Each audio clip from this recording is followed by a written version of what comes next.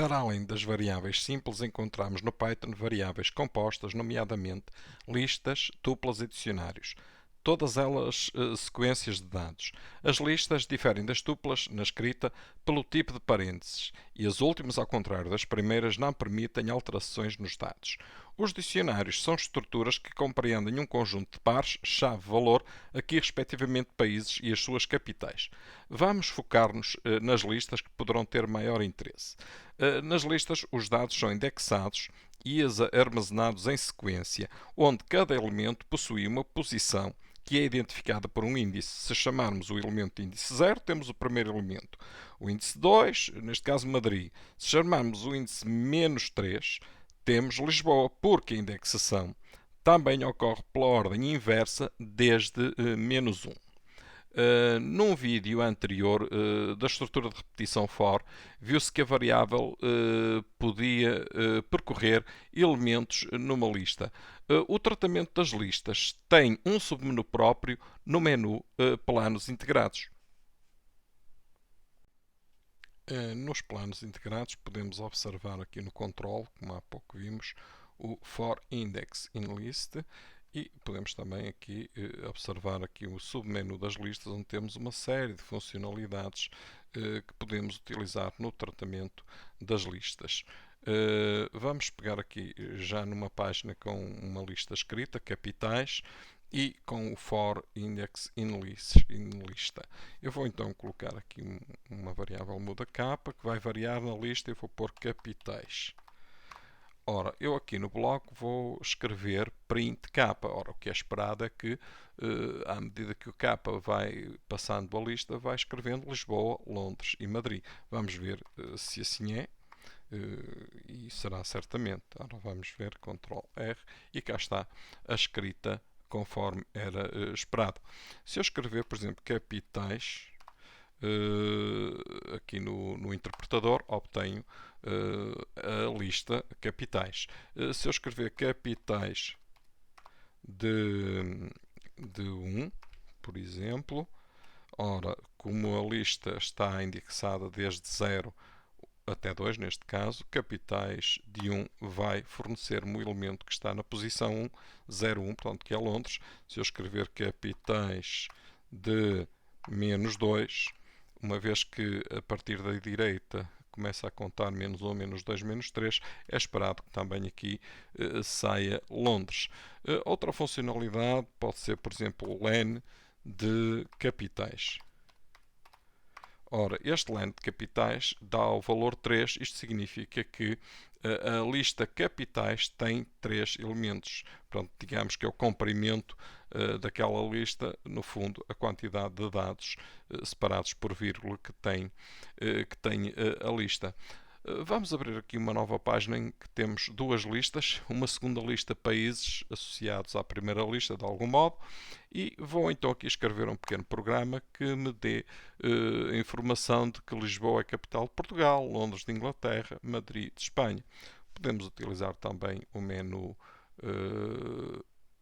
for index in range, pode ser este aqui, start stop.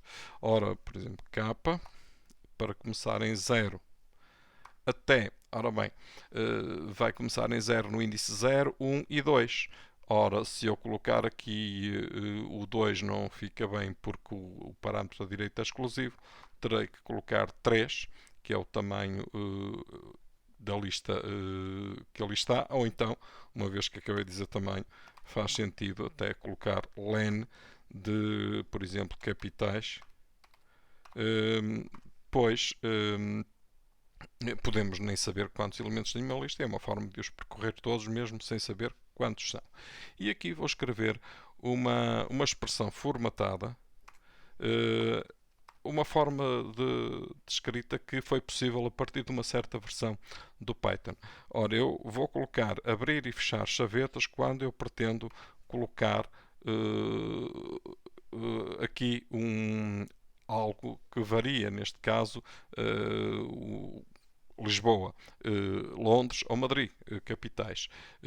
É a capital de, e vou colocar aqui também duas chavetas que representam o país. ponto final.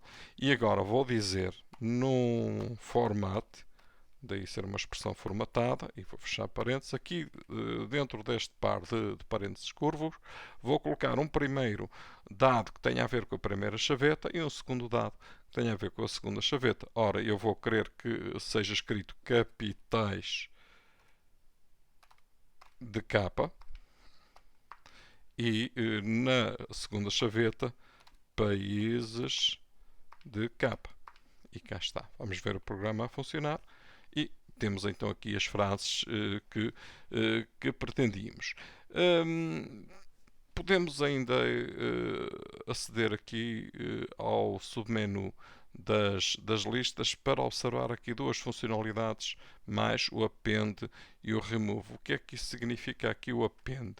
Ora, se eu quiser adicionar mais uma capital, eu posso ir a capitais, ponto append e vou dizer, eu vou adicionar Paris.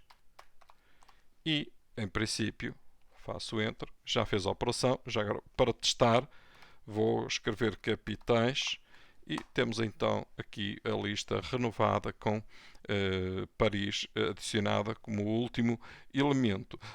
O remove que vimos ali, que eu posso escrever também diretamente, capitais.remove, eu vou então agora remover, por exemplo, Londres. Londres. E neste caso vamos ver como ficou a lista e cá está, foi removido Londres daquele conjunto de elementos. Estas são listas em que os dados são strings ou caracteres ou palavras e serve perfeitamente para uma abordagem introdutória às listas, mas num próximo vídeo veremos a enorme versatilidade do trabalho com listas numéricas.